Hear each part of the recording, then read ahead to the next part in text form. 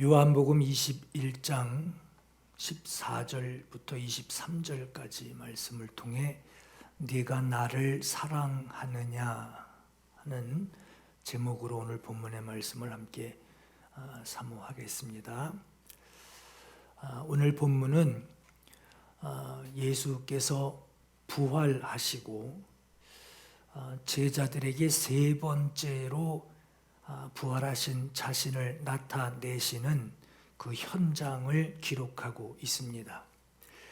예수께서 부활하신 모습을 제자들에게 나타내실 때 제자 중에 한 사람, 부활하신 주님을 만났다는 다른 제자들의 그 증언을 듣고는 내가 내 두 눈으로 주님을 직접 보고 주님의 손 못자국을 보며 그 옆구리, 그 손에 내 손가락을 넣어서 확인하지 않고는 내가 믿지 않겠다 하고 말합니다. 이렇게 말한 것을 주님이 아시고 예수께서 그 제자에게 오셔서 내 손을 보고 내 옆구리를 만져봐라. 그리고 믿음 없는 자가 되지 말고 믿는 자가 되라 하는 말씀을 하십니다. 부활하신 그 사실, 내가 보지 않고는 믿지 않겠다 하는 그 말을 주님께서 아시고 부활하신 사실을 확인시켜 주시고, 그리고 나서 그 제자는 나의 주님이시요 나의 하나님이시니다 하고 고백을 하게 됩니다. 모든 제자들은 부활하신 주님을 확실히 만났을 뿐만 아니라 주님은 떠나가신 분이 아니라 지금 여기 함께 계신 분이다 라고 하는 것을 그들이 확인합니다. 이에 제자들에게 예수 그리스도가 어떤 분이시냐, 과거 추억 속의 선생님이 아니라 이제는 살아계시고 살아계신 것뿐만 아니라 내가 세상 끝날까지 너희와 항상 함께 있으리라 하신 그 말씀하신 그대로 함께하고 계시는 분인 것을 그들이 확실히 알게 됩니다. 이렇게 함께 하시는 것이 그들에게 확실해졌을 때 주님께서 말씀하신 너희는 믿음 없는 자가 되지 말고 믿는 자가 되라, 믿는 자가 되라 하신 이 말씀은 오늘 저와 여러분들에게 어떤 자가 되라고 하신 말씀인가? 믿는 자가 되라라고 하는 것이 예수가 하나님의 아들이신 것을 믿습니다. 십자가에서 죽지 않고 살아나신 것을 믿습니다. 죽으시고 살아나신 것을 믿습니다. 주님 재림하셔서 다시 오실 것을 믿습니다. 성도의 부활을 믿습니다 하고 단순히 그것을 말하는 것을 의미하는 걸까? 여러분, 저와 여러분은 지금 이 믿음의 고백이 있습니다. 이 믿음이 없지 않아요. 알고 있고 고백하고 있어요. 우리는 이 모든 내용을 알고 있고 확신하고 있어요. 그런데 많은 사람들이 이것을 알고 있고 믿고 있고 확신하고 있는데도 믿음을 떠나는 경우들이 있습니다. 그렇듯이 본문에 나오는 제자들은 지금 이런 사실을 모르고 있지 않았어요. 상식적으로 다 알고 있고 부활하신 주님이 이제 하늘로 오르실 것까지도 알고 있었습니다.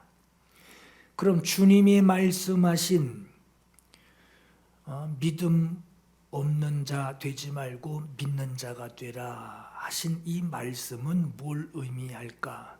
상식적으로 알고 있으라라고 하는 그 의미보다 더 깊은 의미가 있습니다.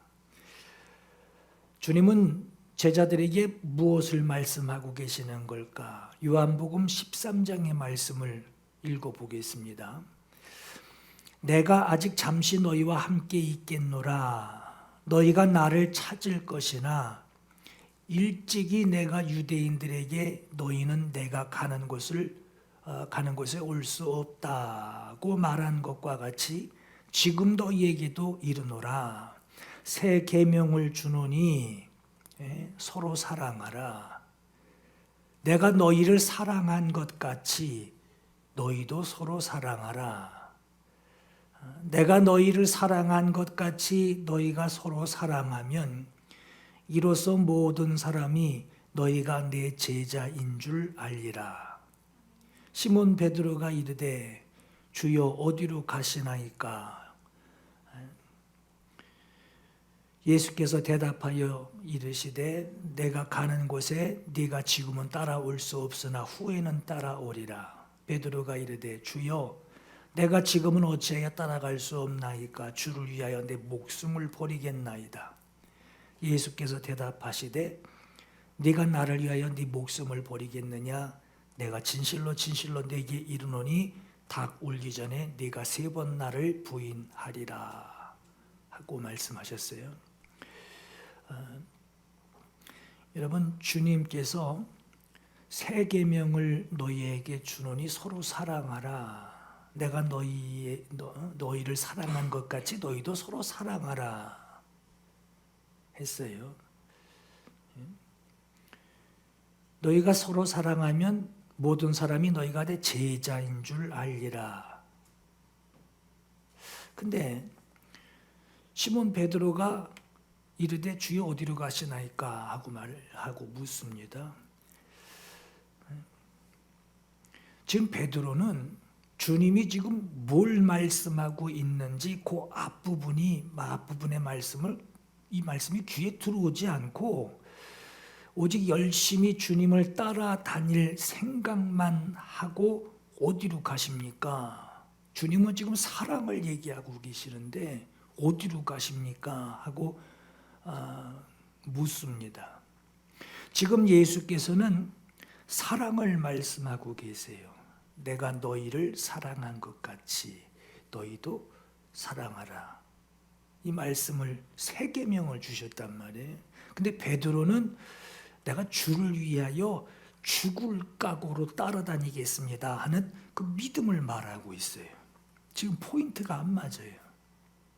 대단한 믿음으로 내가 죽는 데까지 따라가려합니다 하고 베드로는 분명 믿음을 얘기하고 있고 주님은 지금 사랑을 얘기를 하고 계세요. 주님이 보고 계시는 지금 베드로의 믿음은 베드로가 어떤 믿음이냐? 죽을 각오로 따라가겠습니다 하고 베드로는 고백을 하고 있는데 주님이 베드로를 볼 때 네가 오늘 밤 나를 3번 부인할 믿음이다 라고 말씀을 해요. 주를 위해 죽을 각오라고 하는 믿음, 그리고 오늘 밤 네가 나를 부인하리라 하는 너의 그 사랑의 정도. 주님은 사랑을 말씀하고 있는데 베드로는 믿음으로 지금 얘기를 해요. 서로 지금 대치되고 있어요. 뭔가 지금 안 맞고 있어요. 주께서 말씀하시는 내 제자인 줄 알리라. 내 제자는 주를 위해 목숨을 버리겠다고 장담하는 것이 제자가 아니라 주를 사랑하는 자가 제자다라고 하시는 거예요. 주님이 우리에게 원하시는 모습은 단순히 장담하고 결단하고 목숨을 걸기로 장담을 하는 그 믿음이 아니라 주님을 향한 사랑입니다. 그 사랑 안에는 당연히 믿음도 들어 있어요. 믿음과 사랑이 대치된 것이 아니라 주님은 우리에게 사랑을 가르치시고 사랑을 찾고 계시고 그 사랑 안에는 믿음도 들어 있습니다. 사랑의 감정이 없는 그저 맹목적인 믿음은 있을 수 있어요. 그저 믿고 따라가는 그 믿음은 있을 수 있어요. 그러나 사랑하는 자는 자연히 그 속에 믿음, 신뢰가 들어 있습니다. 주님은 내가 너희를 사랑한 것 같이 너희도 서로 사랑하라 라고 말씀하세요. 사랑의 기준이 내가 이만큼 사랑한다, 내가 이만큼 사랑했다가 아니라 나를 사랑하시는 그 주님의 사랑의 기준이에요. 내가 너희를 사랑한 것 같이, 다시 말해서 네가 주님께 사랑을 받은 것 같이 너희도 서로 사랑하라 하셨어요. 주님의 사랑을 모르면 주님처럼 사랑할 수가 없습니다. 주님의 사랑을 알아야 주님께 사랑을 받은 것이 있어야 참 사랑을 할 수 있다라고 하는 겁니다. 여러분, 주님을 믿으시나요? 장담하는 믿음, 거기서 멈추게 되면 아주 위태한 상황, 난감한 상황에서는 그 사람도 주님을 부인할 수 있습니다. 장담하는 믿음에서 더 나아가야 돼요. 어디까지? 주님을 사랑할 수 있어야 합니다. 많은 사람들이 아주 믿기만 하면 돼 하고 믿기만 하면 그 사람의 그 믿음 안에 사랑이 자동적으로 들어있는 줄로 알아요. 주님을 향한 사랑이 들어있는 것으로 알아요. 그래서 자기가 믿음으로 하는 그 모든 말 속에는 주님을 사랑하기 때문에 내가 그렇게 말하는 거라고 그렇게 말합니다. 과연 그럴까요? 베드로가 주여 내가 주를 위하여 내 목숨 버리겠나이다 하는 말에 주님은 너 오늘 밤 3번 나 부인한다 라고 하셨어요. 주님이 그렇게 말씀하신 대로 주님을 부인하게 된 베드로에게 오늘 본문에 예수께서는 네가 나를 사랑하느냐 3번 물으십니다. 이전에 주님은 베드로에게 너 나를 누구라고 하느냐, 세상 사람들은 그렇게 말하는데 너는 나를 누구라고 하느냐 하고 물으셨어요.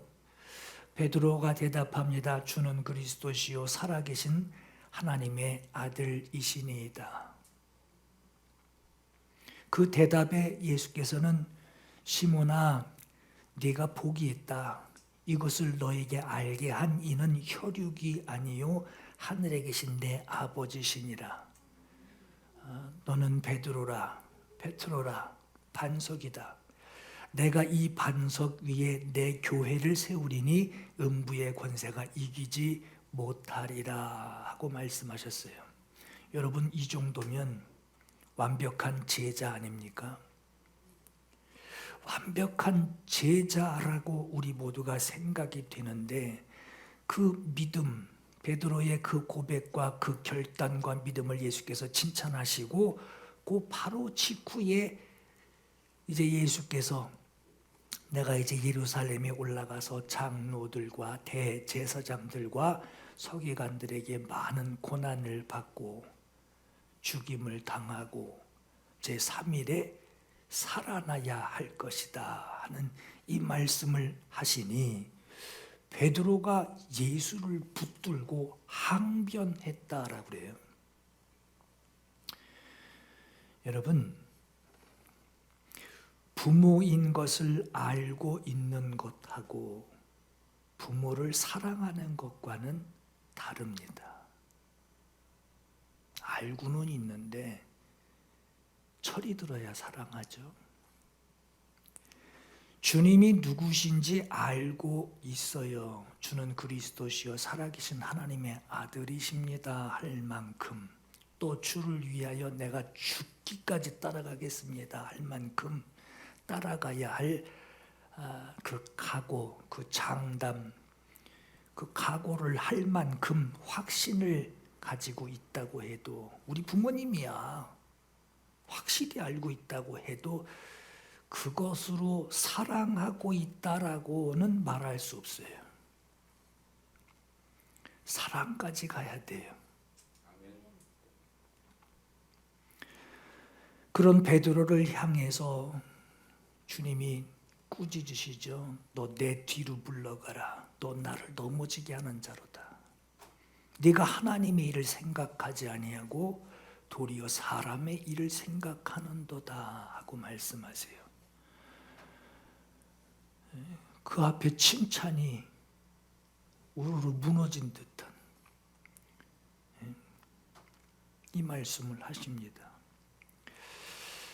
여러분, 누가복음 22장 32절에 내가 너를 위하여, 베드로에게 하시는 주님의 말씀이에요.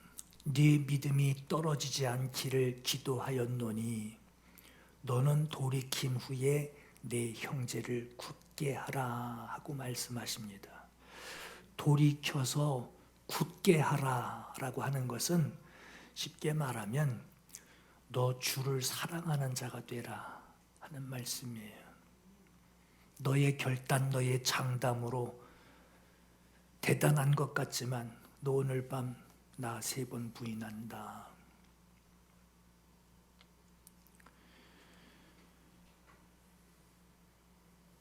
돌이켜서 굳게 하라.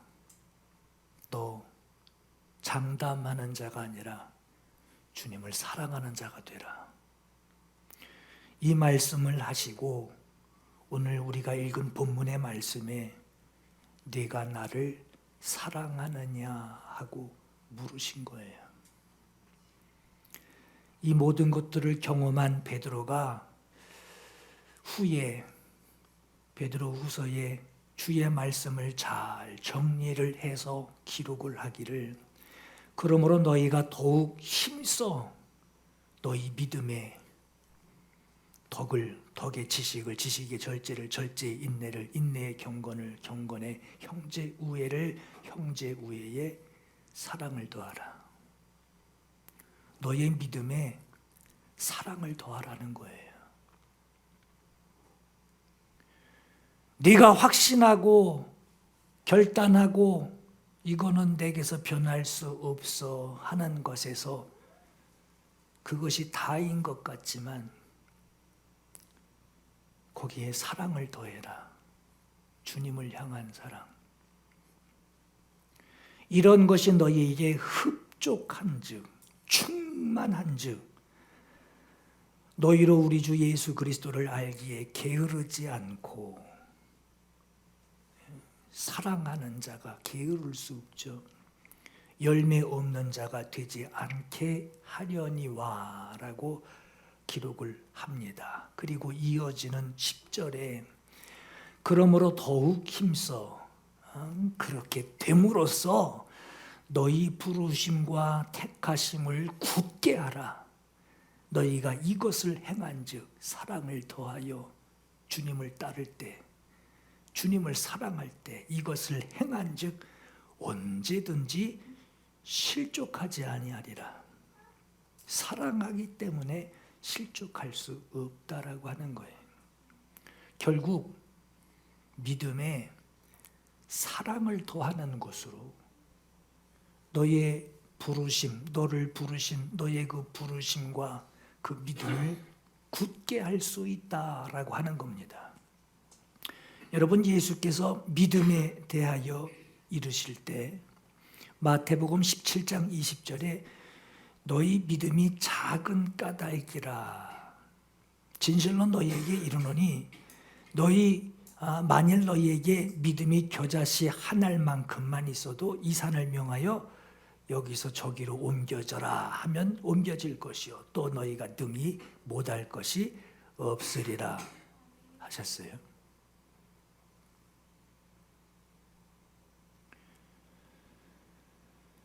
주께 계시를 받은 사도 바울은 믿음을 굳게 세우는 것에 대해서 그가 기록하기를 고린도전서 13장 2절에서 3절에 내가 예언하는 능력이 있어 모든 비밀과 모든 지식을 알고 또 산을 옮길 만한 모든 믿음이 있을지라도 사랑 없으면 내가 아무것도 아니요. 내가 네게 있는 모든 것으로 구제하고 또 내 몸을 불사르게 내어줄지라도 사랑 없으면 그 대단한 믿음 같아도 또 사랑 없으면 주님 부인하고 만다라고 하는 거예요. 너에게 아무 유익이 없느니라. 내 사랑을 받는 자가 유익이 없다는 게 아니라 너에게 아무 유익이 없대요. 믿음이 있다고 하는 너에게 아무 유익이 없대요. 예수께서 믿음이 작은 까닭이다 하는 말씀도 하셨고 내 믿음이 크도다 하는 말씀도 하셨어요.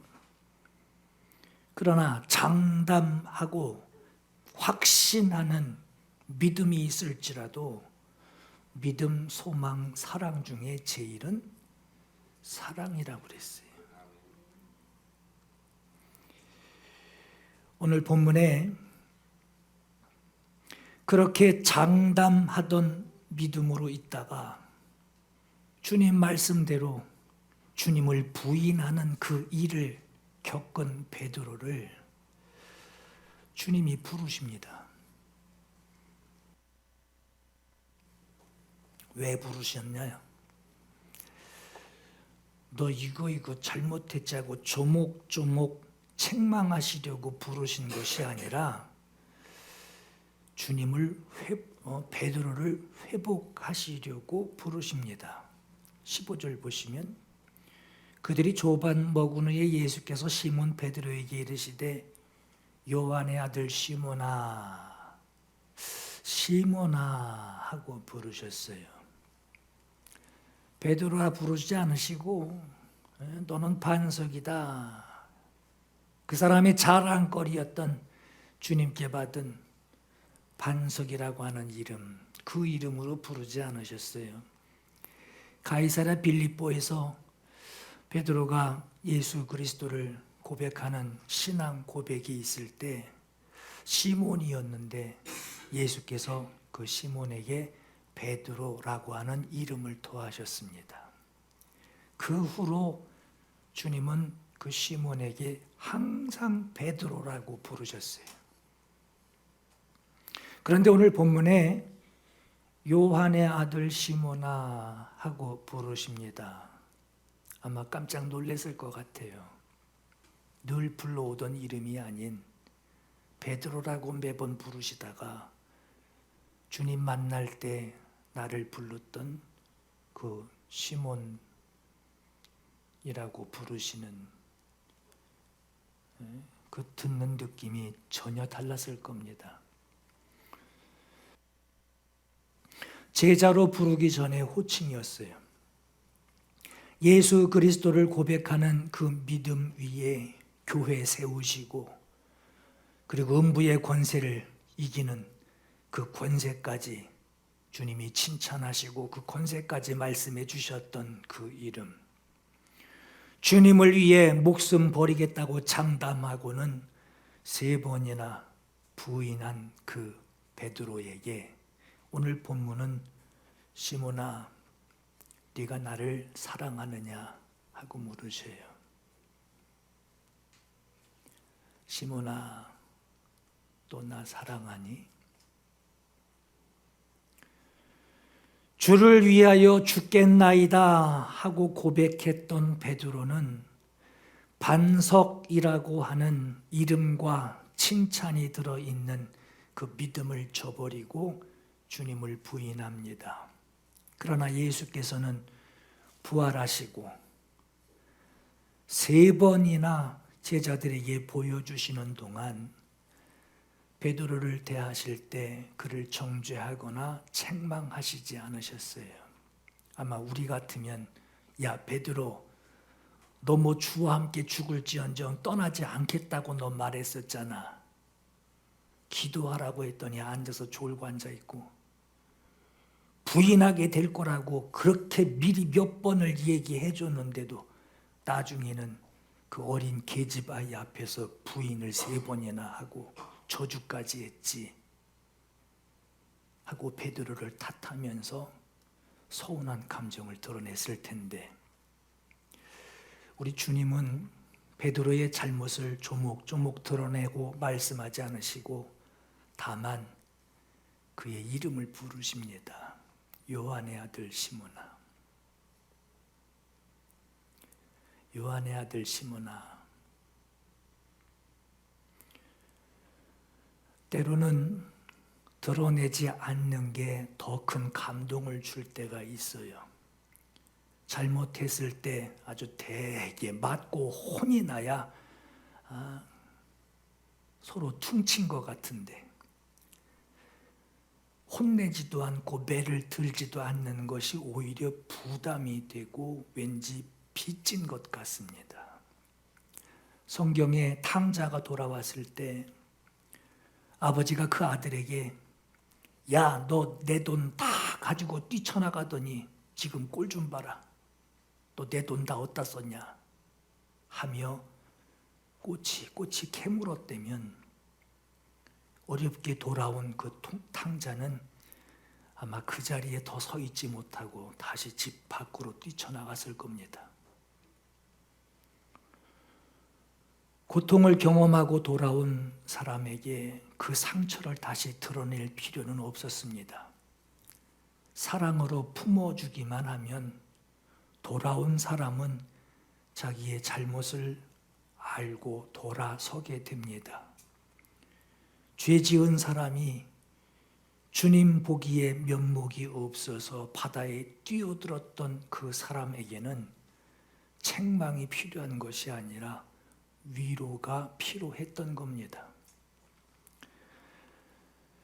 주님은 베드로 스스로가 자기 자신을 스스로 볼 수 있도록 이전에 그 믿음을 베드로에게 기억하게 합니다. 요한의 아들 시몬아, 시몬아 부르십니다. 이 부름은 사랑과 동시에 진정한 회개를 불러일으키는 주님의 부름이었어요. 우리 모두가 들어야 할 주님의 부름이겠습니다. 그렇게 주님께서 베드로에게 시몬아 하고 이름을 부르신 예수께서 첫 번째로 물으십니다. 네가 이 사람들보다 나를 더 사랑하느냐? 이 사람들보다라고 하는 이 투톤이라고 하는 말은 두 가지 의미로 번역할 수 있어요. 이것이라고 하는 중성 복수 명사, 그리고 이 사람들이라고 하는 남성 복수 명사로 번역할 수 있습니다. 이것이라고 번역할 때는 이것들보다라고 번역을 하고, 이 사람들이라고 하는 것은 이 사람들보다라고 번역을 할 수 있어요. 이것들보다 번역하면 물고기 잡으러 바다로 나갔다가 주님 만나서 끌고 온 그 배와 그물 물고기들, 이런 것들보다 나를 더 사랑하느냐 하고 옮길 수 있고요. 이 사람들보다라고 번역한다면 너 외에 다른 동료들, 너와 함께 있는 사람들보다 나를 더 사랑하느냐 하고 물으신 것으로 우리가 옮길 수 있어요.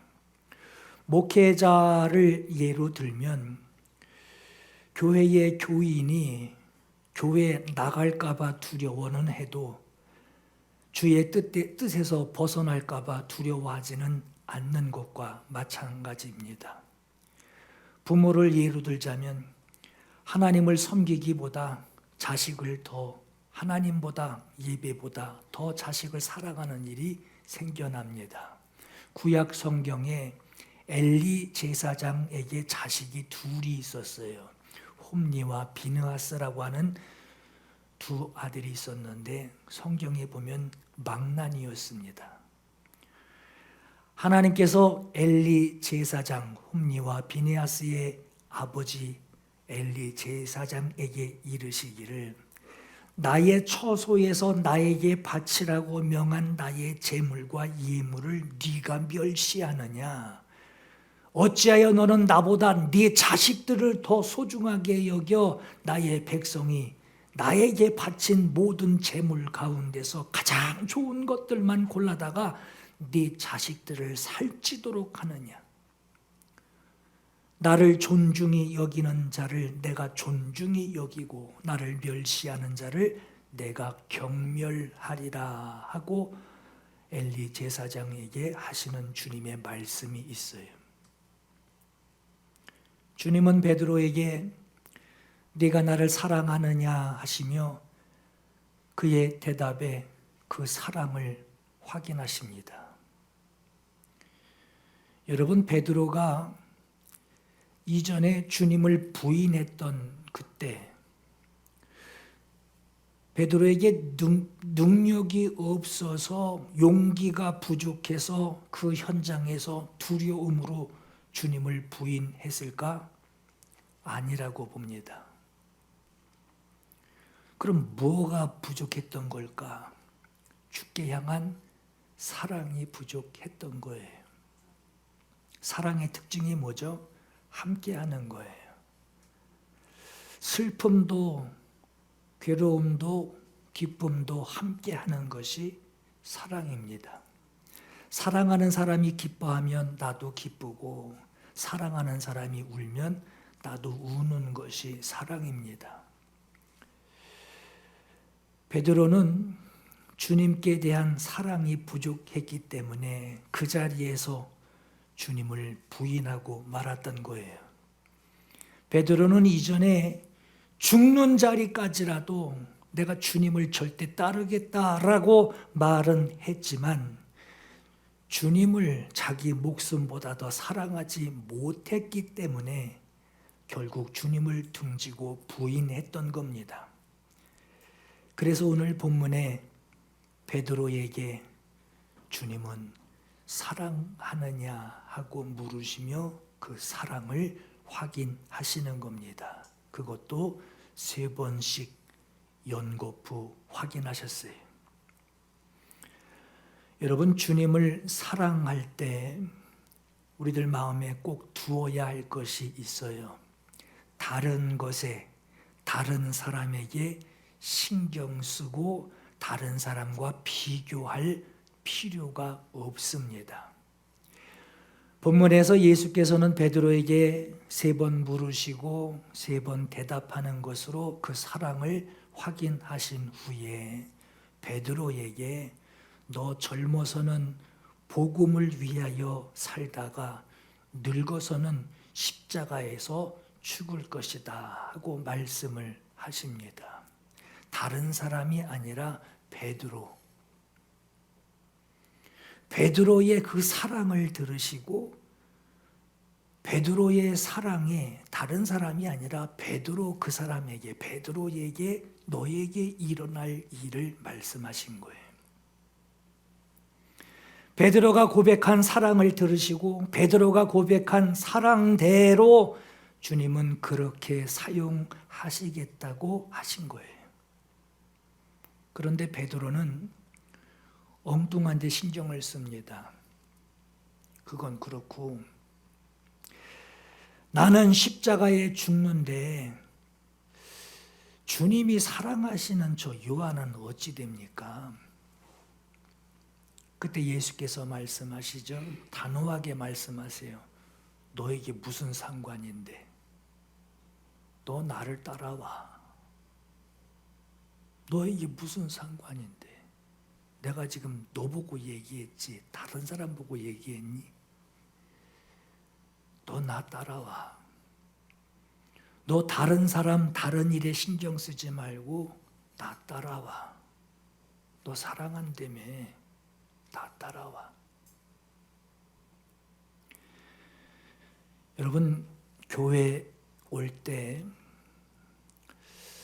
하나님께 예배하기 위해서, 기도하기 위해서 교회에 옵니다. 하나님께 기도하기 위해, 예배하기 위해 예배실에 들어오면 예배 중에도 이리저리 둘러보게 돼요. 뒤돌아보게 되고 앞에 누가 왔나 보게 돼요. 주변 사람들, 주변을 의식하는 분들이 있어요.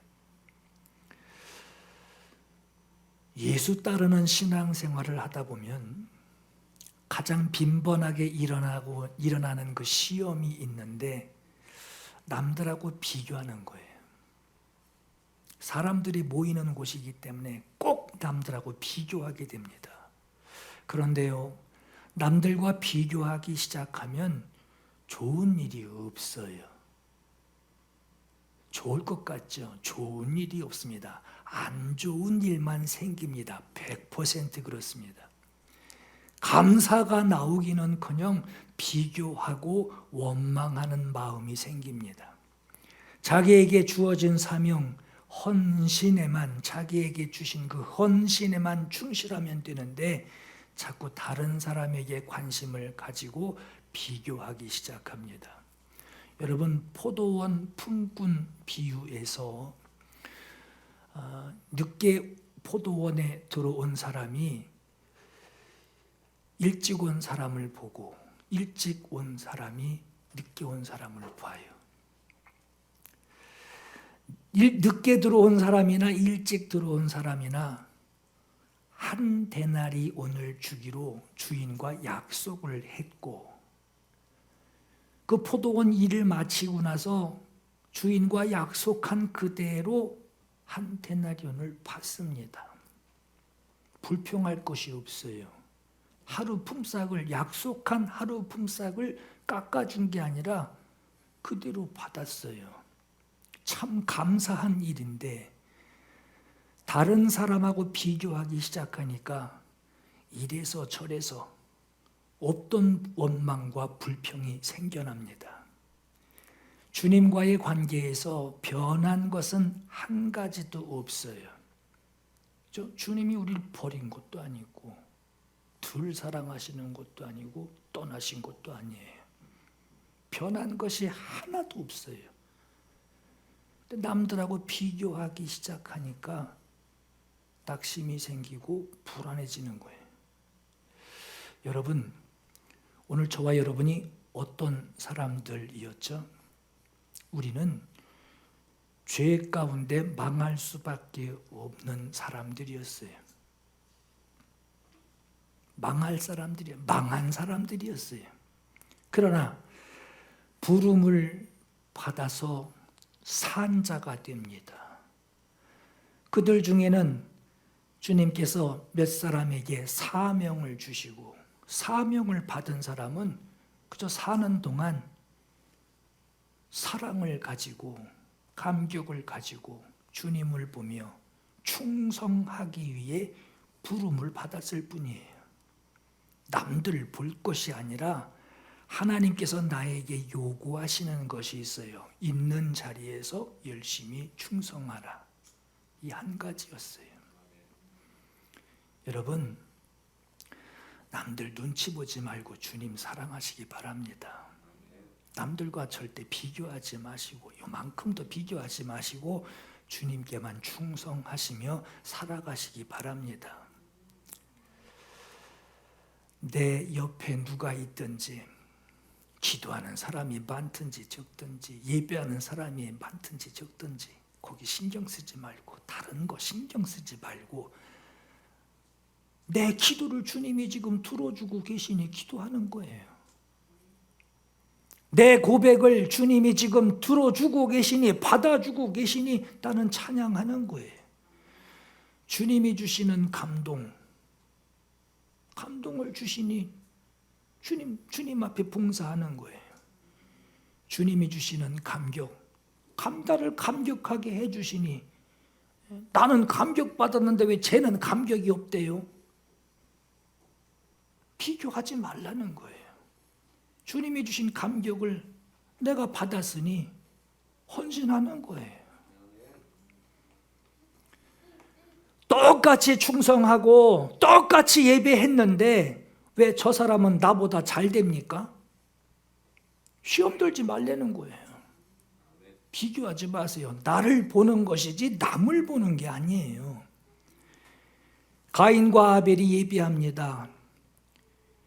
만약에 가인이 자기 동생 아벨과 자기를 비교하지 않았다면 가인이 예배한 그 예배는 자기를 돌아보는 시간이 됐을 거예요.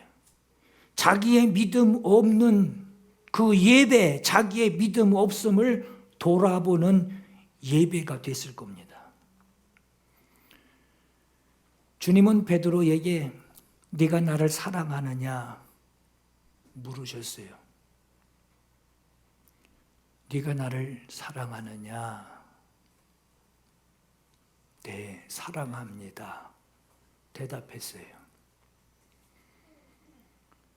주님은 대답한 그대로, 고백한 그대로 그 사랑으로 해야 할 일을 그 사람에게 맡기십니다. 그렇기 때문에 비교하는 것은 시험하는 자에게 틈 주는 것이고, 시험하는 자에게 틈을 주지 말고 오직 주님을 독대하시며 최선을 다해 주를 사랑하는 성도 여러분 되시기를 예수 이름으로 축원합니다.